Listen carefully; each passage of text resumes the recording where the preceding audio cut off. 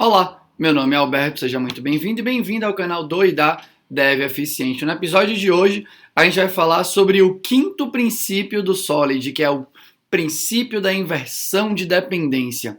Esse é o último episódio da nossa série sobre Solid e eu quero trazer para você um pouco da definição do princípio escrito pelo próprio Bob Martin, que foi quem cunhou a expressão, e aí um pouco da minha opinião sobre o que está escrito lá e sobre como eu vejo isso sendo utilizado no dia a dia dentro do mercado. Um ponto mega importante em toda essa série é que tudo que a gente vai falar sobre Uncle Bob, sobre as práticas que ele sugeriu, é sempre bom falar com muito cuidado, porque a gente sabe o quão influente ele é, o quão influente os princípios que ele trouxe sobre design de código são. Então aqui eu vou falar tudo com muito cuidado, só uma opinião, beleza? Fica à vontade, para discordar, concordar ou algo do gênero. E uma coisa muito importante, eu fui buscar a definição do princípio num texto escrito por ele, com exemplos em C++, que ele escreveu mais ou menos no ano de 2004 ou 2003, eu não me recordo agora, eu vou deixar o link aqui na descrição do post. Eu tive que ir lá pelo Web Archive, era um PDF, se eu não me engano, ou um Docs ali, que ele, acho que foi um PDF que ele escreveu.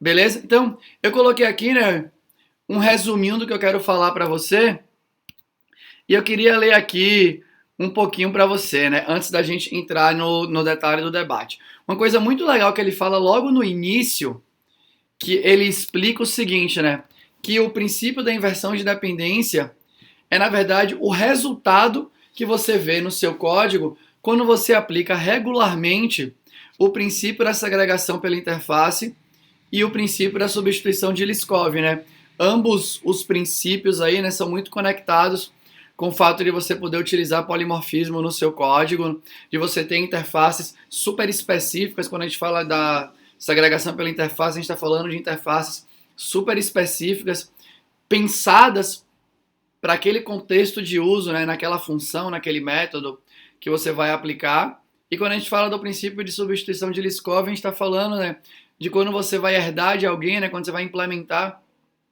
alguma classe, você vai herdar de alguma classe mãe, você tem que manter os mesmos comportamentos que eram vistos na classe mãe, os mesmos princípios, a mesma semântica do comportamento, as mesmas restrições de entrada, as mesmas checagens de saída, a mesma invariância ali da classe, então você tem determinados estados que sempre devem ser verdadeiros, pouco importa o momento do uso do seu objeto, por aí vai. E é muito legal que ele abre com isso, ele fala, o princípio da inversão de dependência é simplesmente o resultado da aplicação dos princípios da segregação pela interface e da substituição de Liskov.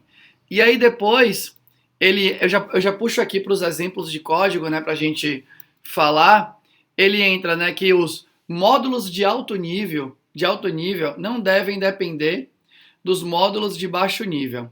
Ambos devem depender de abstrações.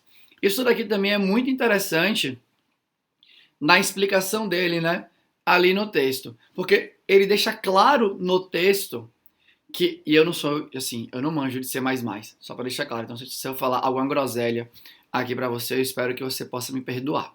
Beleza? Mas ele fala no texto, que no C++ ele precisava criar realmente uma classe abstrata para conseguir isolar os comportamentos, a definição dos comportamentos da implementação, que naquele arquivo de cabeçalho, no .h, no header, você ainda tinha detalhes de implementação ali, declaração dos atributos, declaração de métodos utilitários, ou algo do gênero. Então, a brincadeira aqui, e aí isso ficou muito no mercado, quando a gente fala dependa de abstrações, não da sua implementação, parece que você nunca pode receber a referência, um objeto cuja classe é a classe concreta, Você sempre tem que ter pensando aqui na linguagem Java, por exemplo, ou num Kotlin da vida, num Scala, qualquer linguagem dessas aí que são compiladas, Você sempre tem que receber uma interface. Você sempre tem que receber, a coisa genérica e você tem uma implementação. E aí, aqui, já começando a dar umas opiniões, ele deixa claro que ele faz isso naquele artigo por conta do C++. E ele, inclusive, fala que em outras linguagens você não precisava fazer daquele jeito, depender da abstração significa que você, né, ele dá esse exemplo, né, significa que você vai receber essas abstrações, em geral, ou por argumentos, ou você vai ter, por exemplo, métodos de fábrica que vão te retornar alguma abstração que você possa utilizar dentro do seu código. Isso está escrito lá, tá, gente? Não sou eu que estou dizendo, aqui ainda estou só falando para você o que ele escreveu, como ele explicou, né? Tanto que ele dá um exemplo. Os exemplos dele, né, são bem desconectados com o que a gente enfrenta na realidade. Mas ele dá um exemplo, por exemplo, que você tem uma copiadora que copia de uma entrada para uma saída. E aí ele dá o exemplo que eles falam que é frágil, né? Que dentro da copiadora você instancia uma entrada, instancia uma saída e você não pode mais trocar, né? Qual que é a entrada, qual que é a saída. Então aquele módulo deixou de ser reaproveitável em contextos diferentes e por aí vai. E aí depois ele dá um exemplo, né? Como é que você poderia depender da abstração? Você recebe a entrada como argumento e recebe a saída também como argumento. E você copia de uma para outra. Ou você poderia, né, usar métodos que você poderia não receber nada como parâmetro e utilizar métodos que existem prontos na própria biblioteca padrão da linguagem, né? Então ele dá lá uma função que existe pronta lá dentro da linguagem, na biblioteca de leitura, né, e de escrita. Então ele faz get leitura, get saída de dentro do próprio código, né? E ele também fala que isso você está dependendo de abstrações, porque você não sabe qual é a leitura que você vai receber e você também não sabe qual que é a saída que você vai receber. E aí que está a sacada do princípio, né? A ideia é que você consiga trabalhar, né? Pouco importa se aquilo é uma interface, se é uma classe abstrata, se é uma classe concreta. O que importa é, alguém pode trocar aquilo de uma maneira que você respeite aí bastante, né? O que estava declarado na interface pública. Pouco importa qual foi a sua estratégia, beleza? Se você está numa linguagem de script, você vai passar, né, os objetos que obviamente não implementam nada, né? Você pressupõe que ele tem aquela interface pública. Você está numa linguagem compilada, você pode passar a classe concreta e depois você pode extrair uma interface e vai estar tudo bem. Ou você pode começar trabalhando com as interfaces e ter sempre uma implementação para cada uma das interfaces. E aí agora, dado esse contexto inicial, eu quero trazer, né, algumas reflexões aqui, algumas coisas que eu fiquei pensando sobre isso. A primeira é essa parte que ele fala no texto dele, né, que dependa de abstrações. Então, eu estou aqui com um exemplo de código, né, para tentar demonstrar um pouco do princípio da inversão de dependência.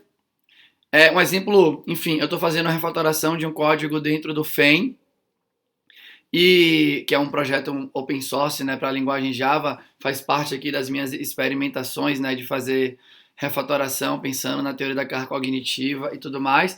E dentro ali do framework, obviamente, tem exemplos de código que seguem esse princípio, né, da inversão de dependências. Então, aqui, ó, no nosso código, se você olhar aqui na classe request_template, você vai ver que ela recebe como argumento um parâmetro do tipo target. O que é um target?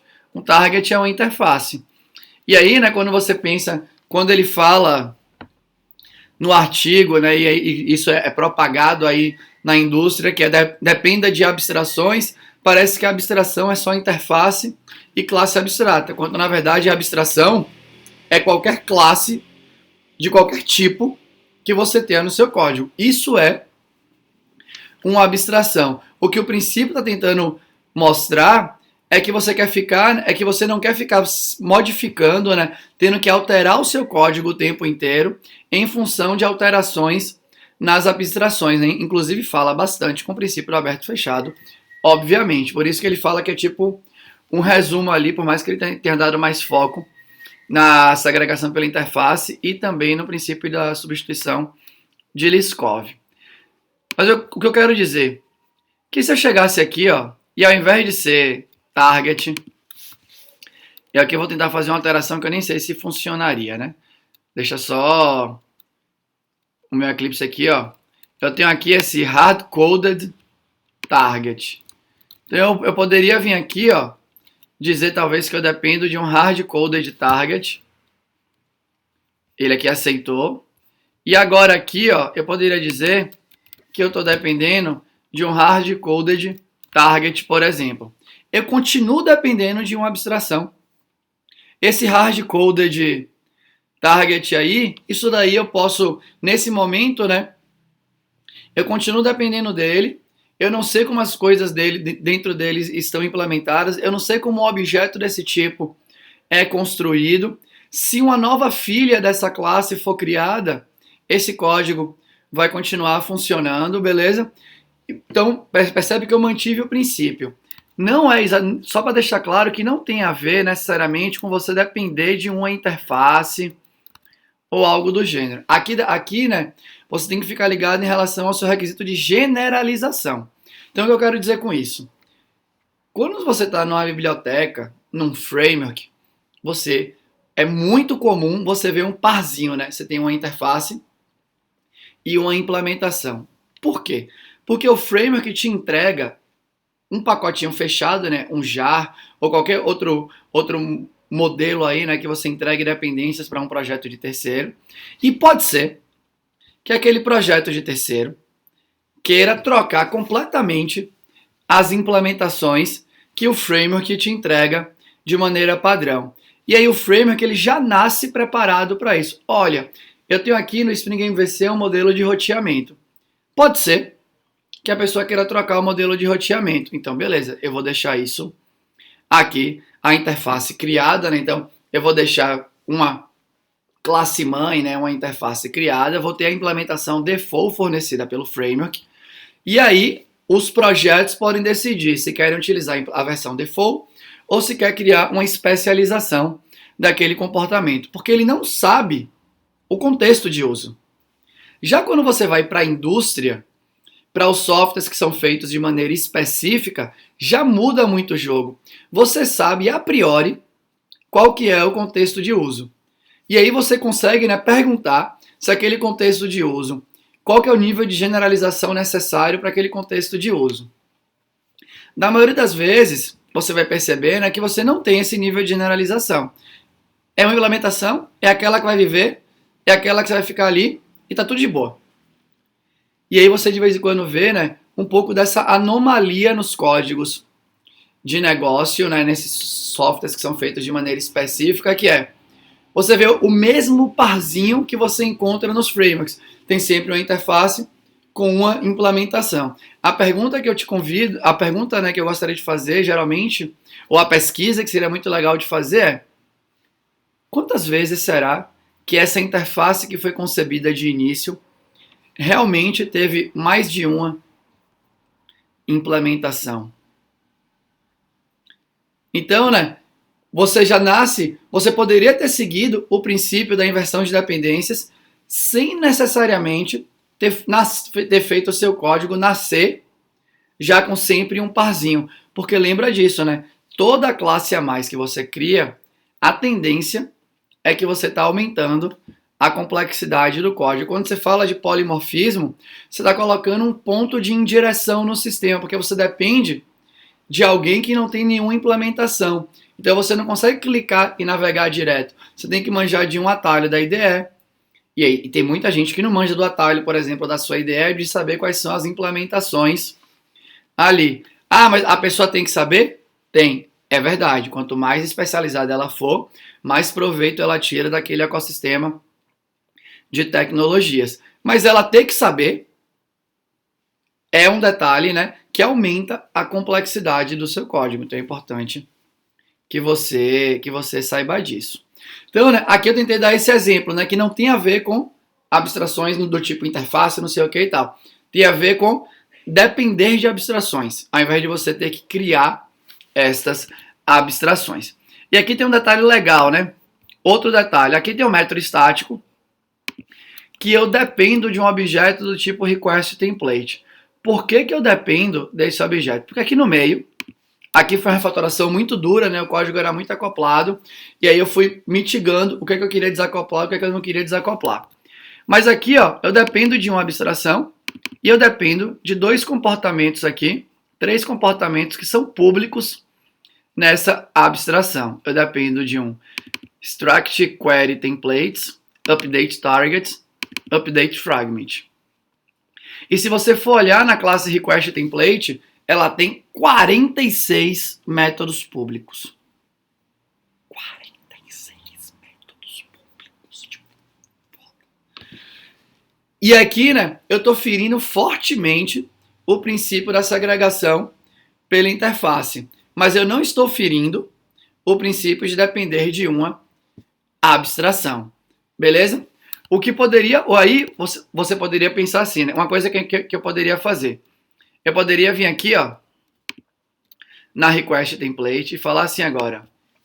Implementa uma interface que eu vou chamar aqui, ó, de, sei lá, eu vou chamar de extract path, essa interface. Eu poderia vir aqui, crio essa interface aqui, por exemplo, aqui no código. Venho aqui agora, ó, nessa interface, defino aqui, ó, deixa eu vir aqui, ó, nesse método aqui. Posso vir aqui, ó, pum. Agora aqui, ó, definir um método aqui nessa interface. Agora eu vou vir aqui no outro método, update target. Então posso copiar aqui também, ó. Pam, pam, pam. Então botei aqui um outro método. Faltou botar um ponto e vírgula aqui. Ai, meu Eclipse, não me faz passar vergonha aqui na frente dessas câmeras, não. Posso vir aqui também, ó, no update fragment. Vim aqui, ops, não era isso que eu queria fazer. Clico aqui no update fragment. Venho aqui, né? Copio esse método aqui. Coloco aqui. Beleza? Já vou fazer uma alteração ali, né? Só um segundo para compilar. Ai, ai, ai. Vim aqui. Aqui agora, né, ele está reclamando que esse método aqui está com visibilidade diminuída, então eu boto aqui público, por exemplo. E aqui agora, deixa eu ver se tem mais alguma coisa. Não sei onde é que está dando esse errinho aqui, acho que não tem nenhum erro. Beleza, tem aqui, ó. Aqui também eu não posso diminuir a visibilidade, né? Então aqui também é público. Aí agora eu posso vir aqui, ó, e dizer que eu vou depender de um... Jesus, o bagulho tá azedo aqui. Gravar e o negócio tá aqui aberto, preciso de um computador melhor. Eu posso dizer que eu dependo agora de um extract path. Eu aqui não estou mais próximo, né, do princípio da inversão de dependência do que eu estava antes. Eu estou igual. Só que antes eu dependia de uma implementação concreta e agora eu dependo, né, de uma interface, ou seja, de um pedaço de código que não define necessariamente, né, lá dentro, que não definia, né, porque a partir do Java 8 você pode ter métodos default, algo do gênero, mas enfim. Mas aqui agora eu não dependo de nada disso. Beleza? Eu dependo de alguém, né, que não tem nenhum código definido. Mas eu não fiquei mais próximo ou mais longe aí do princípio. O princípio é o mesmo. Mas agora eu juntei, né, com outro princípio que ele fala que é interessante, que é o princípio da segregação pela interface. Eu criei uma interface que é específica para o método extract aí. Beleza? E aí, né, qual que é um ponto que é legal de novo de você ver? Eu ter criado essa interface não ajudou em nada o meu código. O meu código, essa classe extract path from target, ela passou a existir com esse método estático em função da refatoração do request template. Os códigos que estão aqui, a ideia é que eles só existem por conta do request template. Aí tem uma coisa, né, que eu discordo um pouco ali do artigo, que é o acoplamento é natural no seu sistema. Não precisa fugir, que nem o diabo foge da cruz, do acoplamento no seu sistema. Você pode ir fugindo na medida que for sendo necessário para o seu código. A ideia, né, é que você abrace a tática, né, que seu código ele é mutável. O seu código, os requisitos de negócio, eles podem mudar. Os requisitos de generalização, eles podem mudar. Então você não precisa, né, comprar tudo, né, saber de tudo antes de acontecer. Porque nem sempre o seu cliente vai conseguir te dar essa visão. E você não precisa ficar com aquele... Quem nunca pensou isso, que atira a primeira pedra, né? O meu cliente está falando isso, mas eu sei que ele vai mudar de ideia. Não precisa. você ficar sabendo que ele vai mudar de ideia ou ela vai mudar de ideia. Faz o seu código de um jeito que quando for mudar de ideia, você consiga evoluir o seu código junto, senão você vai estar adicionando complexidade desnecessária. Essa interface StructPath adicionou uma complexidade desnecessária. Como que eu sei agora quem é esse parâmetro? Eu não sei. Parece que não saber é bom para o código, para você querer, né, ter vários StructPath. Para o humano, não saber é ruim. Eu gostaria de saber se você, aí que está me vendo, gosta de não saber das coisas. Não saber das coisas não é bom, você gosta de saber. E aí esse é o trade-off da complexidade. Quando você esconde a implementação concreta, o seu código está mais preparado, né? Ele aqui já está com a dependência invertida e ele agora está dependendo de alguém que não tem código pronto. Então, ele está mais preparado para que você crie novas implementações e aqui não mude. Mas, por outro lado, ele está mais difícil de ser entendido, porque você não sabe qual é a implementação que está sendo utilizada nesse exato momento. Beleza? Então, né, o meu viés em geral, né, de discordar de alguns princípios da engenharia de software que a gente tem utilizado, que a gente utiliza muito, é que ele olha muito para o código e pouco para o ser humano. E quem mexe no código é o ser humano. Por mais que a gente esteja vendo aí nessas inteligências artificiais tentando fazer vários códigos interessantes também, né? Só para deixar claro. Beleza? Então, né, era isso que eu queria discorrer um pouco com você, né, sobre esse princípio. Na verdade, ele não tem nenhuma novidade, é algo muito, muito, muito padrão, né? Então a gente aqui está dependendo de uma abstração, pouco importa o tipo da abstração. Tem uma outra coisa interessante, né? Quando você for criar uma interface, antes de fechar, você tem que tomar muito cuidado para a estabilidade da sua interface, porque, de novo, se você alterar a assinatura de um método público na sua interface, quebrou. Se você colocar mais um método público aí na sua interface, né, você talvez não vai quebrar esse ponto aqui do extract, mas vai quebrar, né, quem está implementando. Então, quando você for fazer essas generalizações, tenta aumentar o grau de certeza que você está generalizando alguém que já é mais estável, que vai respeitar, né, aquele protocolo, né, aquela interface, aquele contrato que foi estabelecido nas mais variadas pontas, para que você não esteja achando que está generalizando, enquanto na verdade você só está acoplando através de uma interface e não através da implementação de verdade. Tá bom?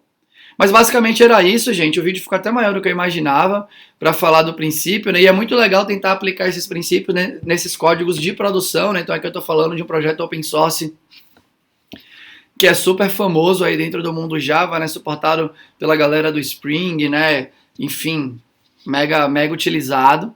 E ó, tentei mostrar para vocês aqui direto do código de produção. Tá bom? Era isso que eu tinha para falar para você hoje. Se você gostou desse vídeo, deixa um comentário aqui. Se você não gostou, tem um comentário construtivo, deixa aqui também de maneira educada. Beleza? Vai ser o maior prazer responder para todo mundo. Lembra de se proteger do coronavírus, né? É um negócio muito triste mesmo da sociedade. Protege você, protege a sua comunidade, que a gente vai continuar tentando passar por isso aí junto. Mas era isso. Muito obrigado por ter ficado até o final do vídeo. Tchau!